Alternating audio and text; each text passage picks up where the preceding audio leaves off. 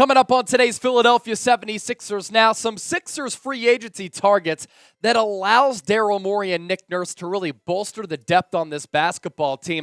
Going to take a look at some players who the Sixers can sign here in free agency as it's set to get underway in just a couple of days. Before we dive in, though, make sure you subscribe to the show for year-round Sixers coverage. We just surpassed 10,000 subscribers. We want to continue to grow, and we give you content multiple times per week. Sixers draft content, free agency news and rumors, great analysis. Hit that sub button. It's Philadelphia 76ers now. Now, we're going to talk about some external free agent targets for Philadelphia, but first, let's take a look at some of the in-house free agents for this basketball organization. James Harden, as we know, has that player option. George Niang, an unrestricted free agent. Montrezl Harrell, unfortunately, has a player option. Hopefully he declines that, but might not, so that he can get a little bit of a payday. Shake Milton, unrestricted free agent. So too is Jalen McDaniels. Paul Reed going to be a restricted free agent. Dwayne Dedmon is so cooked it's not even funny. Hopefully he doesn't come back. Mac McClung, the dunk contest superstar, a restricted free agent. So too is Lewis King, who had that monster game at the end of the regular season as the Sixers kind of benched a lot of their star players to get ready for the playoffs. And as far as the Sixers cap space heading into free agency, because keep in mind, the NBA draft coming up this upcoming Thursday, right? And then the week after that is the start of free agency right before July 4th weekend. The Sixers don't have a lot of cap space. Negative $59 million as once again, they are in deep in that luxury tax. So without further ado, let's take a look at these Sixers free agency targets that I think make a lot of sense for this team for a couple of reasons, as I'm about to explain throughout the show. And let's begin here with Seth Curry, a familiar face. Why Curry makes sense to me. Familiarity playing alongside Joel Embiid. I think he'd be a really good system fit in what Nick Nurse wants to run. The Sixers need to bulk up their depth and add shooting on this roster. He was a terrific fit as far as efficiency goes alongside Embiid. And I think that once he hits that free agency market, he's going to be affordable. And why wouldn't he want to return to Philadelphia when he played his best basketball with Joel Embiid? The numbers certainly back that up. It was a highway robbery for Daryl Morey to pull off this trade at the time when he made that deal with the Dallas Mavericks. He gave up Josh Richardson, and Seth Curry was only making about $8 million. He comes to Philadelphia and was lighting the league on fire, especially from downtown. In 2020-2021, averaged 12.5 points per game, just under 47% from the field, 45% from three-point range, which really is astounding, on nearly 5 three-point attempts per night.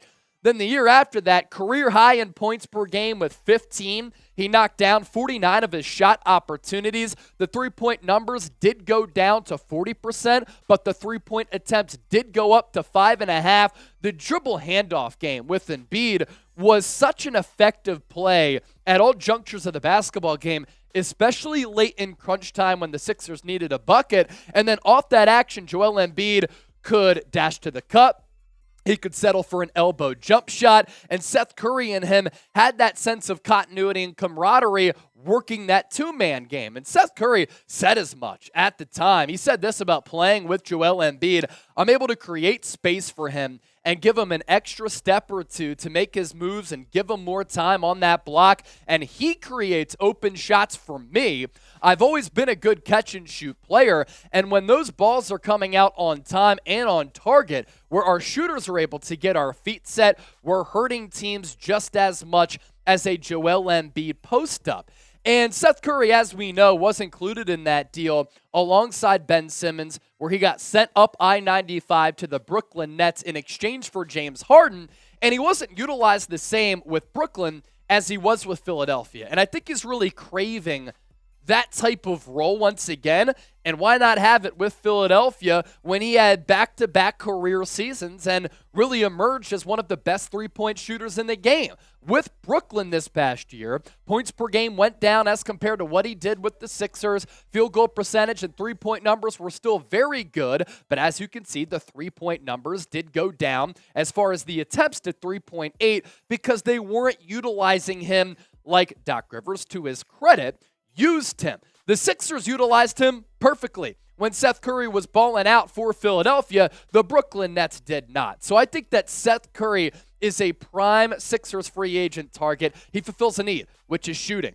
He bolsters that depth, which is another need. Plus, playing alongside Joel Embiid, like J.J. Redick had similar success off that DHO, it just makes too much sense not to make it happen. So I want to hear from you down in the comment section right now. What is your level of interest in Seth Curry? Scale it for me from 1 to 100. You can count me in. I'm all the way at $1. If you want to interact with me on Twitter and Instagram, make sure you do so. It's the same handle on both social media platforms. Make sure you subscribe to the show as well. We're live right now for the first time ever.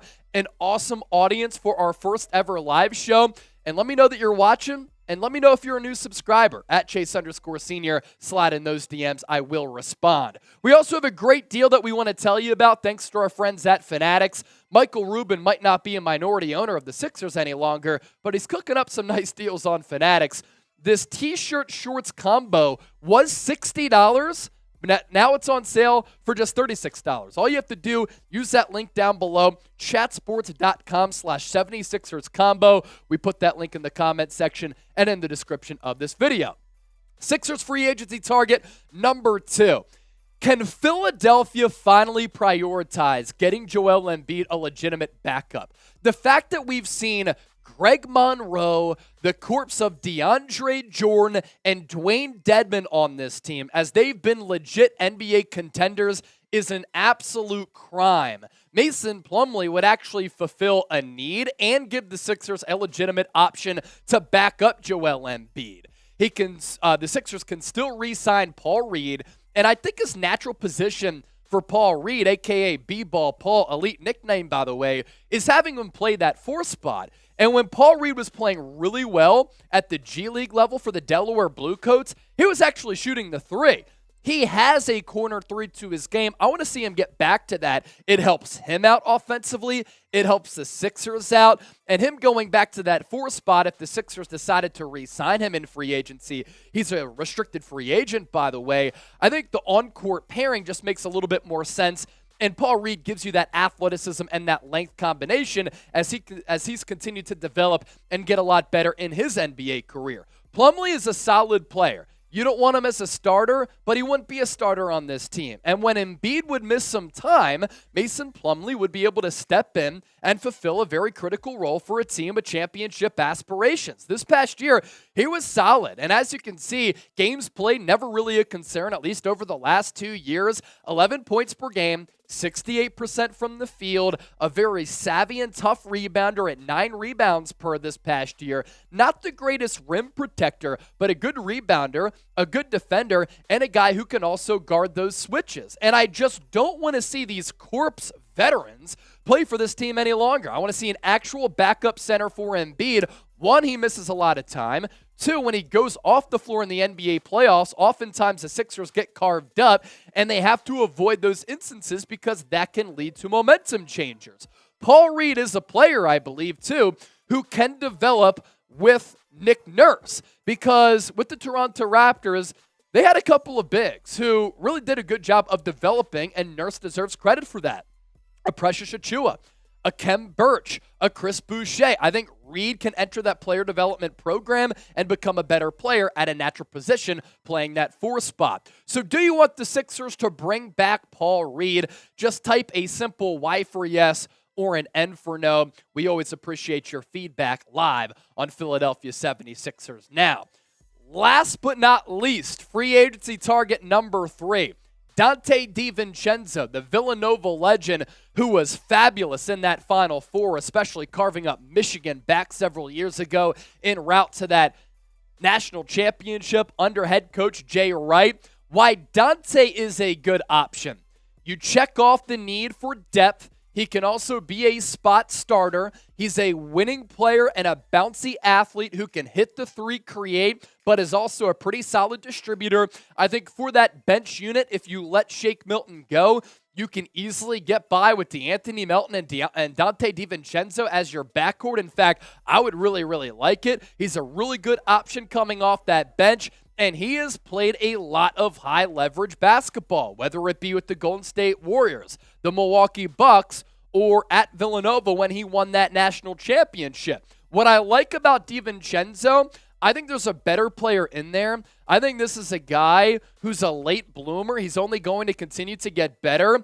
And under Nick Nurse's watch, I think this is a player who could emerge a little bit, who might be looking, after signing a one-year deal with Golden State, for a little bit more long-term stability with an organization. This past year, 9 points per game on nearly 40% shooting from three-point range. And the year before that, hovering around that 9-point mark, he can get to the cup. He can finish in traffic. He can shoot that three. And once again, I think improvements are on the way for the former Villanova Wildcat. And we saw what a player like Christian Braun did for the Denver Nuggets en route to that NBA championship. Couple of games in that NBA Finals, Christian Braun had a profound impact, and my pro comp for Christian Braun was Donte DiVincenzo coming out of Kansas. So, your top target among these three is who? Seth Curry type SC, Mason Plumlee type MP, Donte DiVincenzo. Give me those double Ds down in the comment section and let me know.